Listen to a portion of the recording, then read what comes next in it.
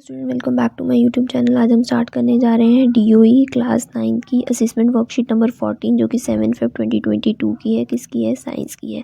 इस वर्कशीट में हम why do we fall ill के जो भी हमने चैप्टर पढ़ा उसके एक तरह से रिवीजन करेंगे। उसके कुछ क्वेश्चन दे रखे हैं जो बहुत इंपॉर्टेंट क्वेश्चन जो कि एग्जाम पॉइंट ऑफ व्यू में हिसाब से देखा जाए तो बहुत ही इंपॉर्टेंट क्वेश्चन है, एग्जाम में आ सकते हैं। तो चलिए स्टार्ट। तो फर्स्ट क्वेश्चन दे रखा है कि ना healthy person be disease free, explain with the example. तो येस, एक हेल्दी पर्सन हमेशा डिजीज़ फ्री होता है। और आप इसे कैसे एग्जांपल के थ्रू एक्सप्लेन कर सकते हैं? कोई भी पर्सन हेल्दी कब होता है? जब वो फिजिकली, मेंटली, इमोशनली और साइकोलॉजिकली स्टेट से फिट और फाइन होता है।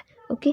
क्वेश्चन नंबर 2 देखिए, बिटवीन डायबिटीज़ और tuberculosis which disease is infectious. तो ट्यूबरक्लोसिस और डायबिटीज़ में से हमें बताना है कौन सी डिजीज़ इन्फेक्शियस होती है और इसका रीज़न भी देना है, एक्सप्लेन विद रीज़न। ट्यूबरक्लोसिस क्या है? आपकी एक इन्फेक्शियस डिजीज़ है बिकॉज जो बैक्टीरिया ट्यूबरक्लोसिस को कॉज करता है वो क्या होता है? स्प्रेड करता है एक पर्सन से दूसरे पर्सन पे। कैसे? Through टिनी droplets. टिनी ड्रॉपलेट्स कौन सी होती है? जब आप बोलते हैं, खांसते हैं, छींकते हैं तो आपके मुंह से कुछ ड्रॉपलेट्स निकलते हैं, आपके नाक से कुछ ड्रॉपलेट्स निकलते हैं जो एयर में जाके मिल जाती है। फिर वही जो होती है वो बैक्टीरिया पैदा करती हैं।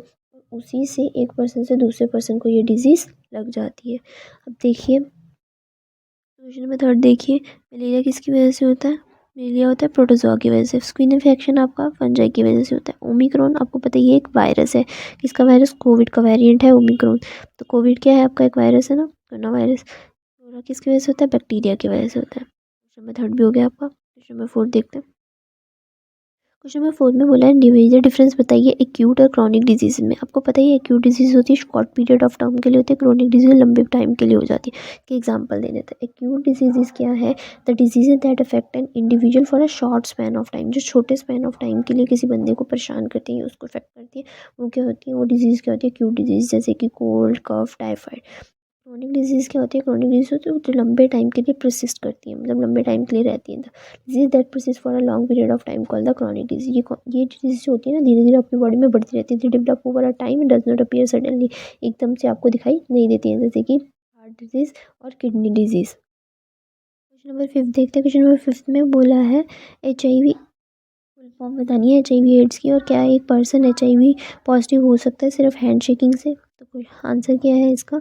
HIV की फुल फॉर्म है ह्यूमन इम्यूनो डिफिशियंसी वायरस। और नो, एक पर्सन सिर्फ हैंड शेकिंग से HIV पॉजिटिव नहीं हो सकता है। क्वेश्चन नंबर बी देखिए, name the vector dengue and malaria. तो डेंगू का वेक्टर कौन होता है? Aedes इजिप्टी mosquito.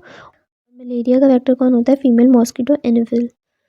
नंबर 5 हो गया। क्वेश्चन नंबर 6 देखते हैं, basic principle of immunization. Immunization क्या होता है? अपनी बॉडी को एक ऐसा प्रिंसिपल है, the basic principle of immunization is that the body क्या करती है? एंटीबॉडी बनाना शुरू करती है आपकी बॉडी को। जब भी कोई वैक्सीन लगती है तो उसके खिलाफ ना वो एंटीबॉडीज़ बनाना शुरू करती है। तो यही तरीका होता है कि बॉडी में किस तरह इम्यूनिटी को क्रिएट करना है ताकि आपकी बॉडी उस डिसीज से सेव रहे। तो immunization is basic principle of immunization is the body begin to produce the antibody against इस upon administration of vaccine so that the individual is safe from disease।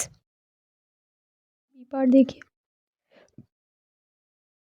How do vaccine work to build the immunity, give an example. अब vaccine कैसे immunity को build करती है, example दीजिए। जैसे कि आपको पता ही है कोविड में हमें वैक्सीन दी जाती है, कोविशील्ड या कोवैक्सीन। तो किस लिए दी जाती है? ताकि हमारी बॉडी उसके खिलाफ इम्यूनिटी क्रिएट कर ले, पहले उस वायरस से लड़ने के लिए हमारी बॉडी में पहले से ताकत बन सके, इसीलिए वो वैक्सीन हमें दी जाती है। तो वैक्सीन क्या करती है? इम्यूनिटी कैसे बिल्ड करती है? जब हमें वैक्सीन दी जाती है तो हमारी बॉडी में एक तरह का वायरस छोड़ा जाता है ताकि हमारी बॉडी उससे लड़ना सीख सके। उससे लड़ना सीख सकेगी तो इम्यूनिटी पावर को बढ़ा सके। ये इसका आंसर है।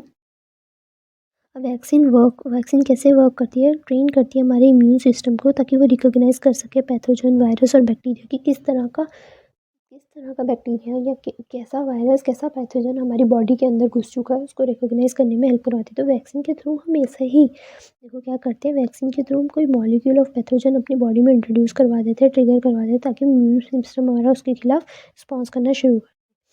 अब क्या है? कोविशील्ड और कोवैक्सीन जो कि आपकी कोविड-19 की वैक्सीन थी। नेक्स्ट क्वेश्चन क्या दे रखा है? Two disease, name the two disease for which the vaccine are administered childhood में जो आपको 2 वैक्सीन लगती हैं, कोई भी 2 वैक्सीन के नाम बताने। तो चिकन पॉक्स के लिए आपको वर्सेला लगती है और टेटनस।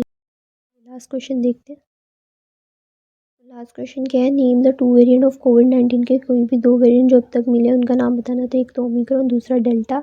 और डिस्क्राइब करने हैं 3 कोई भी प्रिवेंटिव मेजर्स। तो 6 फीट की दूरी रखें, हाथ धोते रहें अपने और भीड़ भाड़ से बचें। तो यही लिखा हुआ है, stay 6 feet away from other, wash your hand often and avoid poorly ventilated spaces and crowd. जहाँ पे बहुत कम वेंटिलेशन हो वहाँ पे भीड़ भाड़ से जाने से बचें।